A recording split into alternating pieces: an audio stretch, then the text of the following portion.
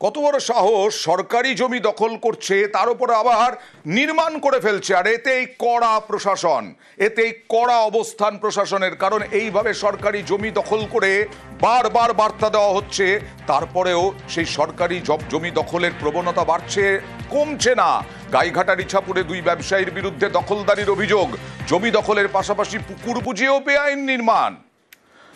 দুই ব্যবসায়ীকে নির্মাণ বন্ধের নির্দেশ, নোটিশ পঞ্চায়েতের। দখলি জমিতে তৈরির দোকানও সরানোর নির্দেশ। বেনিয়মের নির্মাণ মানছেন আবার অভিযুক্ত।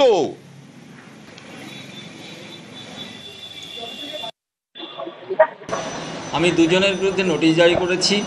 আমার গাইঘাটা পিডাব্লিউডির জায়গা দখল করে, প্লাস আমার জেলা পরিষদের একটা পুকুর আছে, যেটা অনেক লড়াইয়ের পরে আমরা পঞ্চায়েতের হাতে পেয়েছি। সেটাকে দখল করে অবৈধভাবে নির্মাণ কার্য করছে। প্লাস আমার ওইখানে যে পঞ্চায়েতের জেলা পরিষদের যে পুকুরটা রয়েছে, যেটা আমার বর্তমানে পঞ্চায়েতের আন্ডারে, ওটাকে পিলার করে পুকুরের ওপর নির্মাণ করছে।